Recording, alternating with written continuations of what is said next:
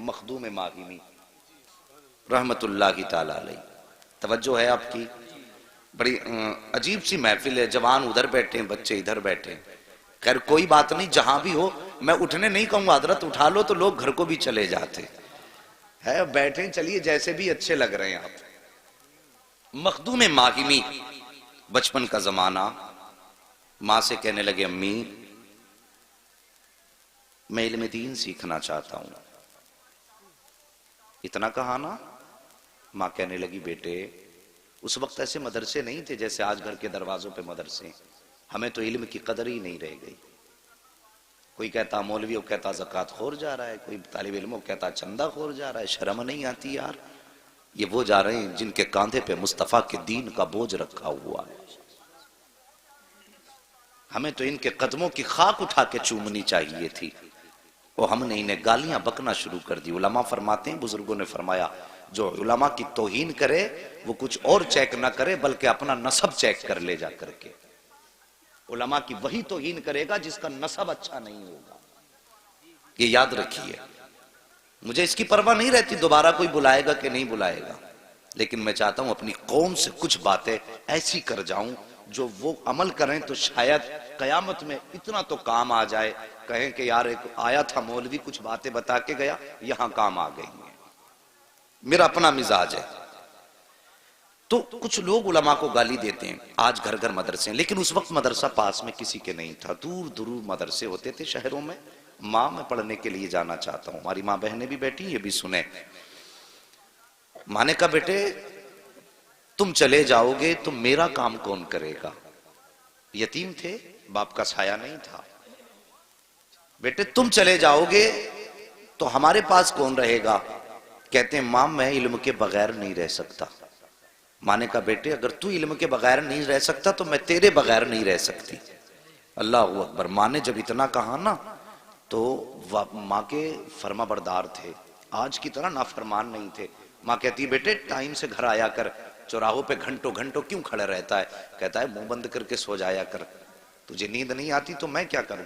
तू कौन होती है मेरी जिंदगी में पाबंदियां लगाने वाली? यार हमें सोचना चाहिए हम किसके बारे में बोल रहे हैं। अल्लाह अकबर। ये वो है, अल्लाह की कसम अगर ये हमें कलमा ना सिखाती तो न जाने किस उम्र में जाके कलमा याद होता।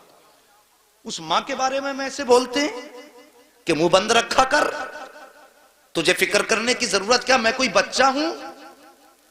और तुझे पता नहीं है जिस दिन ये चले गए तो तुझे रोने के सिवा कुछ नहीं मिलने वाला।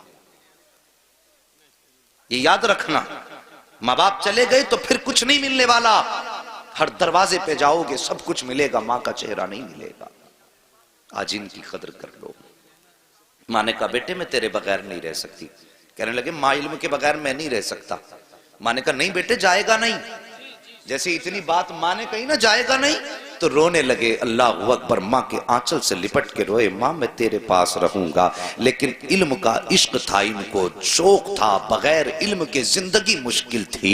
एक दिन रोते रोते दरिया के किनारे चले गए। कौन सा दरिया? वही समंदर जो साहिल समंदर के किनारे पे टहलने लगे। टहलते रहे, आंसू बहाते रहे। अचानक अचानक अचानक बड़ा नूरानी चेहरा जिसको दुनिया हजरत खिज़र अलैहिस्सलाम के नाम से जानती है, जैसे वो चेहरा निगाहों के सामने आया, अल्लाह अकबर। चेहरा देख के मुस्कुराए, कहा बच्चे क्यों रो रहे हो? कहने लगा हजरत मुझे बस मेरे अपने मामले पे रोना आ रहा है। कहा बेटे बता तो सही। हजरत मखदूम माहिमी ने कहा था सरकार ये मेरा मामला है, आप जाइए। अल्लाह अकबर। मगर वो खिज़र थे, आए ही इन्हीं के लिए थे। कहते हैं बेटे बता परेशानी क्या है? कहते हैं हजरत मैं पढ़ना चाहता हूँ, माँ जाने की इजाजत नहीं देती है, मैं माँ का दिल तोड़ के नहीं जाना चाहता। हजरत खिज़र फरमाते हैं बेटे बात ये है, अगर तुम जाने की इजाजत तुमको नहीं मिली है तो मैं तुमसे वादा करता हूं रोज यहीं आया करना, मैं तुम्हें पढ़ा के जाया करूंगा। अल्लाह अकबर। इतना सुना हजरत खिज़र की, हजरत मखदूम माहिमी की दिल की दुनिया बदल जाती है। मारे खुशी के अब फूले नहीं समाते हैं। रोज आते हैं, अल्लाह का खिज़र पढ़ा के जा रहा है, रोज आते हैं, अल्लाह का खिज़र पढ़ा के जा रहा है। जब कई दिन गुजर गए तो एक दिन माँ ने कहा था, माँ ने पूछा था लख्ते जिगर कहाँ जाते हो? नूरे नजर गायब होते हो, पता नहीं चलता। चलता है। लेकिन हजरत खिज़र ने एक वादा किया था, बेटे मखदूम एक वादा करो। कहा कौन सा वादा? कहा किसी को ये राज बताओगे नहीं कि मैं पढ़ाने आता हूँ। अगर जिस दिन तुमने ये राज खोल दिया उसके बाद मैं पढ़ाने के लिए नहीं आऊंगा। हजरत मखदूम मागिमी ने हजरत खिज़र से वादा तो कर लिया, लेकिन कई दिन की गैर हाजिरी के बाद जब माँ ने कहा था बेटे कहाँ जाया करते हो, इतना सवाल सुना ना तो माथे पे पसीना आ गया। सोचने लगे अगर बताता हूं तो खिज़र रूठ जाएंगे, अगर नहीं बताता हूं तो माँ रूठ जाएगी, अगर माँ रूठ गई तो रब रूठ जाएगा। अल्लाह अकबर, ये सोच के आप शशो पंज में है। माँ ने कहा था लख्ते जिगर चुप क्यों है, आज तक तो तूने मुझसे कोई राज नहीं छुपाया, क्या कोई अहम बात है जो छुपाना चाहता है? कहते हैं माँ तुझसे ज्यादा अहम कौन सी बात होगी, जिंदगी में सबसे ज्यादा अहमियत तेरी है। माँ ने कहा बेटे फिर बता तो सही कहाँ जाता है? हजरत मखदूम मागिमी की आंखों में आंसू भर आए। उधर खिज़र की जुदाई, उधर तालीम से दूरी का जब मंजर सामने आया, आंख में आंसू आए। कहने लगे माँ आज तूने पूछा है तो बताता हूँ, मैं कहीं और नहीं जाता। दरिया के किनारे एक शख्स आता है जो मुझे इल्म दीन पढ़ा के जाया करता है। माँ ने इतना सुना बेटे की पेशानी चूमी और चूम के कहा था बेटे आज के बाद मैं तुझे रोकूंगी नहीं, रोज तालीम हासिल करने के लिए जाना। इतना सुना चीख निकली मखदूम मागिमी की। कहते हैं माँ जिस खजाने के लिए जाता था अब वो खजाना मेरे हाथों से जा चुका है। माँ ने कहा था बेटे क्या कोई पढ़ाने वाला रूठ गया है या कोई गलती तुझसे हो गई है? कहते हैं माँ तुझे कैसे बताऊं, जब मुझे पढ़ाने आता था उसने वादा किया था कि अगर ये राज किसी को नहीं बताओगे तो रोज पढ़ाने आया करेंगे, जिस दिन बता दोगे उसके बाद पढ़ाने नहीं आएंगे। ए माँ आज ये राज तुझसे बयान कर दिया है। माँ आज मुझे पढ़ाने वाला नहीं आएगा, आज के बाद मुझे दीन सिखाने वाला नहीं आएगा। इतना सुना कि माँ ने लाल को सीने से लगाया और सीने से लगा के कहा बेटे उदास ना हो, जा जाके बिस्तर पे आराम कर ले। हजरत मखदूम मागिमी तो बिस्तर पे लेटे हैं, चेहरे पे चादर डाली है, आंख में आंसू लेकर के सो जाते हैं।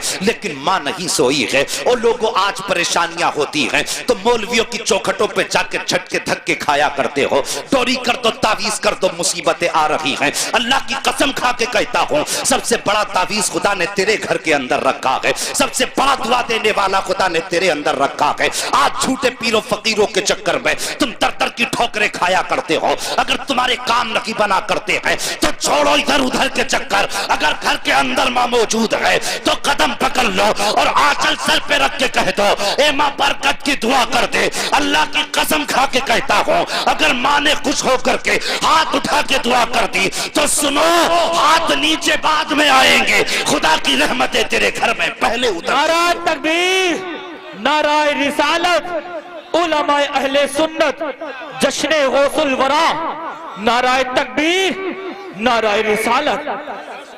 हाँ हाँ जिससे हमें मांगना था उससे हमने कभी सुभान अल्लाह, सुभान अल्लाह। जिससे हमें दुआएं लेनी थी कभी मुड़ के उसकी तरफ नहीं देखा। ये दुनिया बड़ी बेवफा है, इतनी बेवफा दुनिया। अल्लाह अकबर, जिस माँ ने 9 माह तक पेट के अंदर रख के पाला, 2 साल तक अपने सीने का खून पिलाया दूध की शक्ल में, और जब तेरे बाजू में ताकत आ गई तू कमाने धमाने लग गया, तेरी शादी हो गई तो बस एक रात की दुल्हन ने तेरा रुख ही बदल के रख दिया। क्या ये घर घर की कहानी नहीं है? आज फोन आते हैं बूढ़ों के, कहते हैं हजरत दुआ करना बच्चे घर से निकाल रहे हैं। यार कलेजा टुकड़े टुकड़े होता है, क्या करें हम, किस किस को संभालें? माँ बाप को दुआएं कराने की जरूरत पड़ रही है और फिर कहते हो कयामत कब आएगी? जब तुम माओ को धक्के दो, बाप को घर से निकालो और बाप तन्हाई में बैठ के रोए तो फिर पूछने की जरूरत नहीं कयामत कब आएगी। समझ लो कयामत करीब आ गई है। तुमने होश क्या संभाला, 2 रुपए कमाने क्या लग गए? तुम तो परदेश बैग हाथ में लेके चले, बीवी से कहा ठीक है इतने दिन बाद आऊंगा। बूढ़ी माँ दरवाजे पे बैठी रही, एक बार बेटा मुड़ के मेरी तरफ देख ले। हमने उसके बुढ़ापे की तरफ पलट के भी नहीं देखा। और तुझे क्या लगता है तेरी जो जेब में आके पैसा गिरता है ये तेरी मेहनत का सबब है? अल्लाह की कसम ये तेरी मेहनत का सबब नहीं है, तेरे माँ बाप की दुआओं का नतीजा है। और जाते जाते तूने जिन्हें सलाम तक ना किया, ये उनकी दुआओं का फल है जो आज तू अपनी जिंदगी में दौलत की शक्ल में देख रहा है। और कभी घर से जाते वक्त मुड़ के एक बार बूढ़ी माँ को भी देख लिया कर। परदेश से आया करे डायरेक्ट, बीवी बच्चों में तो तुझे रहना ही है। वो माँ जो रात और दिन ये नहीं सोच के नहीं सोती, पता नहीं बेटा किस हाल में होगा। मैंने एक साहब को बयान करते सुना, वो अपनी कहानी बता रहे थे। कहने लगे हजरत मैं प्रदेश में था, तबीयत खराब हुई, दूसरे मुल्क में था। जब मैं वापस आया मेरी माँ ने मुझसे कहा, बेटे इतने महीने पहले बता तेरी तबीयत खराब हुई थी। गौर करो, माँ ने कहा बेटे इतने महीने पहले तेरी तबीयत खराब हुई थी। बेटा कहने लगा हाँ माँ तुझे कैसे पता। कहने लगे बेटे मेरा दिल नहीं लग रहा था, मुझे ऐसा लगा जैसे मेरा बेटा परेशानी में है। यार अल्लाह ने माँ के दिल को तुझसे इतना करीब किया कि तू 7 समंदर पार, तेरे पेट में दर्द हो तो माँ का दिल बेचैन हो जाता है। फिर तुझे एक बार भी उस माँ की याद नहीं आती? तू परदेश जाए तो उस माँ की जबान नहीं सूखती तेरे हक में दुआ करते करते। बीवी बच्चे तो ये सोच के सो जाते हैं अब 8 दिन बाद आएगा तो इतना पैसा लाएगा, लेकिन माँ जब लेटती है कहती है अल्लाह मेरी खैर है, मेरे बेटे को सलामत रखना। आज हम उन माओं से दुआएं नहीं लेते। अल्लाह अकबर, तवज्जो है आपकी? अल्लाह आपको सलामत रखे। मैं अर्ज कर रहा था हजरत मखदूम माहिमी बिस्तर पे लेट गए, मुंह पे यूं चादर डाली और लेटे। अल्लाह अकबर, मां ने आंचल उठाया, मेरे मालिक मेरे बेटे के तालीम के गैब से असबाब मुहैया फरमा दे। मां का इतना कहना हुआ। अगला दिन जब आया हजरत खिज़र अलैहिस्सलाम को, वो वक्त जब आया ना जिसमें जाते थे हजरत मखदूम पाक, तो वो वक्त याद आया। कहने लगे चल यार आज खिज़र तो नहीं आएगा, उस जगह को चल के देख लें जिस जगह पे वो आने वाला बैठ के पढ़ाया करता था। ये इश्क था तालीम से मखदूम माहिमी का। अल्लाह अकबर, ये इश्क था उनका। कहते चल उस जगह को देख ले। ये सोचा, दिल में ख्याल आया चल निकलते हैं। जब घर से निकले, जब पहुंचे उस जगह पे तो हर दिन का मामला ये था, आप पहले जाते थे बाद में खिज़र आते थे, लेकिन आज जब गए हैं ना तो पहले खिज़र आके उस जगह पे खड़े नजर आ रहे हैं। हजरत खिज़र अलैहिस्सलाम को जब देखा है, अल्लाह अकबर, मखदूम माहिमी दौड़ के गए, कदमों से लिपट जाते हैं। मेरे मोहसिन बता तो सही, तूने तो वादा किया था कि अगर मैं वादा तोड़ूंगा तो वापस नहीं आना है, फिर बता आज किस लिए आए हो? मखदूम पाक के इतने जुमले सुने सरकार हजरत खिज़र अलैहिस्सलाम कहते हैं बेटे मैं तुझे पढ़ाने नहीं आया हूं और ना ही आज के बाद पढ़ाने आऊंगा। कहा हजरत फिर किस लिए आए हो? कहा सुन याद कर, जब तू कल माँ के आंचल से लिपट के रोया था तेरी माँ ने हाथ उठाए थे? हाँ उठाए थे। कहा रब ने मुझे हुक्म दिया था ए खिज़र, अब तक तो तेरी ड्यूटी ये थी कि तू हर दिन दरसगाह के तौर पे पढ़ा था, लेकिन तूने ये वादा किया है कि तू पढ़ाने नहीं जाएगा। उधर माँ ने हाथ उठा दिए हैं कि अल्लाह मेरे बेटे की तालीम के गैब से असबाब मुहैया फरमा। मालिक चाहता क्या है? का सुनो मखदूम, रब ने हुक्म दिया है ए खिज़र जाओ जमीन पे चले जाओ और जाके मेरे मखदूम को सीने से लगा लो। जितनी वुसात उसके सीने में है एक बार सीने से लगा करके सारा इल्म मेरे मखदूम माहिमी के सीने में अता फरमा। अल्लाहु अकबर।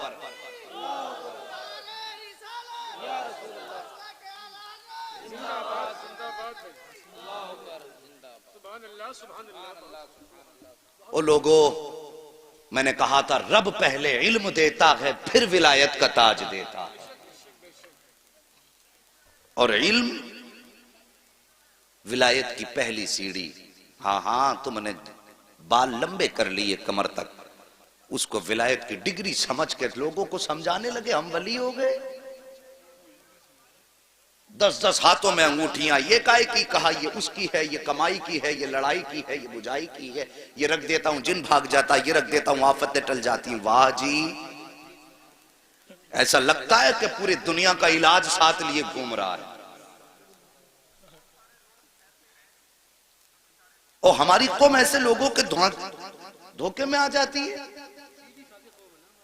और मेरे भाई, अगर कोई भी आके कहे मैं वली हूं तो पहले उससे पूछ, बता तेरा रिश्ता मदीने वाले से कैसा है? सच बता, पहले देखो बाल उसकी सुन्नत के खिलाफ तो नहीं है, ये पूछो। उसके बाद उसके शराइत देखो, फिर उसे अपनाओ। कुर्बानी का जानवर कितना देखभाल के लेते हो? है? कान में छेद है, 6 मौलवियों को फोन करेंगे इसके कान में छेद है, उधर पूरे पीर में छेद हुए पड़े। हाँ, ये मिजाज है हमारे। बगदाद वाले पीर सरकार गौसे पाक मादर के शिकम में वली हैं, आलम अरवाह में वली हैं। इतना बड़ा वली, अल्लाह अकबर, शान देखो सरकार गौसे पाक की। मुफ्ती साहब तो सब कुछ बताते रहते होंगे। जहां पे ज्यादा काबिल लोग होते हैं तो वहां सोचना पड़ता तकरीर में बताना क्या है? तो ये बुजुर्गान दीन आपके बीच रहे, इन्होंने सब कुछ बताया होगा, लेकिन बरकत के वास्ते मैं जिक्र कर लूं, सिर्फ बरकत के वास्ते, क्योंकि उनकी बातें जिस जबान पे हो जाएं, मेरे गौस फरमाते हैं जो मेरा मानने वाला होगा, नाम लेने वाला होगा, तो जब तक वो तौबा नहीं कर लेगा उस वक्त तक अल्लाह उसे मौत नहीं देगा। उनके नाम की इतनी बरकत है, और फिर उनसे दुश्मनी कर लो तो कतई खैरियत ही नहीं है जी। बड़ी पावर वाला मामला उनका है।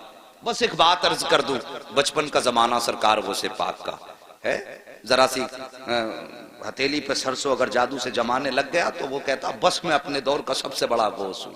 फिर वो खातिर में कहां लाता, तेरी औकात क्या है? मेरा गौस वो है जो जमाने को पाल रहा है, जो दुनिया का निजाम चला रहे हैं, वो है अब्दुल कादिर जिलानी। दुनिया जिनके नज्म नस्क से चलती है वो है सरकार गौसे पाक। बचपन का जमाना, बच्चे खेल रहे हैं। अजीब गुजारिश करूंगा, नाराज मत हो ना, कुछ कड़वी बातें आने वाली हैं। हाँ, पहले बता दूं, मेरी तकरीर तो यार को बेचैन करती है। सबब क्या है? वही कहता हूं जो दिल पर गुजरती है। अब जो लॉकडाउन कुछ दिन से हुआ है ना, तो मुतवल्लियों ने इमामों की जान खा ली। मोहतमिम जो मदारिस के हैं उन्होंने मुदर्रिसों का खून पी लिया। मैं सब कैमरा है मेरे आगे, मैं कहता हूं दुनिया सुने इसे। ये कौम का रोना है, तुमने नहीं सुना? कुछ दिन पहले बरसात हुई, छत गिरी, इमाम के बच्चे और बीवी में उसी में दब के खत्म हो गए। ये कौम करोड़ों करोड़ों रुपए मस्जिद में तो लगा देती है, इमाम के हुजरे तक का इंतजाम नहीं कर सकती, और फिर कहते हैं हमने तरक्की की है। क्या खाक तरक्की की है जो तुम्हें 5 टाइम अल्लाह की बारगाह में लेके जाता है, तुम उसकी छत तक नहीं बना सके? एक मुफ्ती साहब मुझसे कहने लगे, हज़रत लॉकडाउन में 5 लाख का चंदा करके दिया मदरसे वालों को, 5 लाख का, और मदरसे वालों ने यह कह के कुछ नहीं दिया कि इस टाइम लॉकडाउन है, तुम्हें कुछ नहीं दिया जा सकता। शर्म नहीं आती? मैं तो सबकी बात करता हूं, चाहे वो ऊपर का मामला हो या नीचे का हो, किसी का हक न मारा करो, किसी का हक न मारा करो। अभी कुछ दिन पहले अखबार में एक तस्वीर और आई, किसी हाफिज ने फांसी लगा के अपनी, वो मर गया। बात ये नहीं उसने अच्छा किया या बुरा किया, बहस इससे नहीं कि वो गलत किया या सही, बहस ये है कि यार कौम ने एक इमाम को कितना मजबूर कर दिया कि वो बच्चों के चेहरों के भूख के असरात ना देख सका। फिर वो कौम कहे हमने तरक्की की है तो झूठ बोलती है। वो कौम कितनी मजबूरी रही होगी उस बाप के सामने जिसने बच्चों के होते हुए फांसी पे लटकना गवारा किया। क्या कभी किसी ने उसके दर्द के बारे में सोचा? सोशल मीडिया पे ये फोटो डाला गया तो हमारी कौम के काबिल लोगों ने कहा जी ये गुनाह कर बैठा। अबे मौलवी ये सबको पता गुनाह कर बैठा, लेकिन सोच तो सकी वो क्या वजह है जिसने फांसी तक पहुंचाया है? क्या ये कौम का जुल्म नहीं है? क्या ये अपनों का जुल्म नहीं है? मैं कहता हूं अगर एक पड़ोसी ने भी अपने घर का एक वक्त का खाना उठा के उसके बच्चों को खिलाया होता तो वो फांसी ना लगाता। अगर उम्मत मुस्लिमा ने पड़ोसी का हक समझा होता तो वो मौत को सीने से ना लगाता। हाँ उसने गलत किया है, लेकिन उससे ज्यादा गलत तुमने किया है कि तुम पेट भर के सोते रहे और एक कलमा पढ़ने वाला भूखे बच्चों के सामने जिंदा न रह सका। कोई तो मजबूरी रखी होगी यार। तुम कहते हो वो गलत है, लेकिन मैं कहता हूं वो जितना बड़ा गलत है उससे ज्यादा तुम गलत हो। मेरे नबी फरमाते हैं कि जिसका पड़ोसी भूखा सो जाए और वो पेट भर के सो जाए, आका फरमाते हैं वो आजी भी हो सकता है, नमाजी भी हो सकता है, वो सब कुछ हो सकता है, लेकिन मुस्तफा का नहीं हो सकता।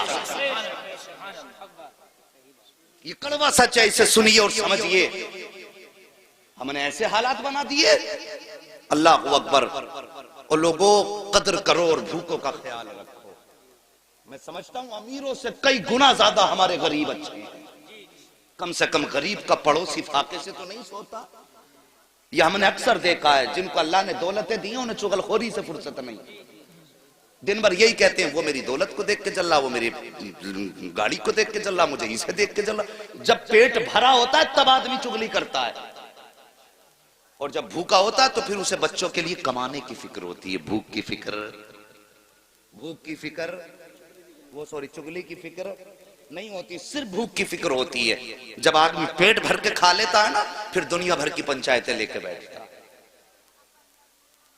ये बात मेरी याद रखना चाहिए। सरकार वो से पाक, बचपन का जमाना गुजर के जा रहे, बच्चों के साथ खेल रहे, लेकिन उनका खेल ऐसा नहीं था जैसे हम लोगों का है। वो अल्लाह वाले थे, उनका खेल भी ऐसा था जिसमें जिक्र इलाही होता था। हाँ हाँ, करामतें खूब सुनते हो, लेकिन कुछ उनकी जिंदगी से, सीरत से भी हासिल करो।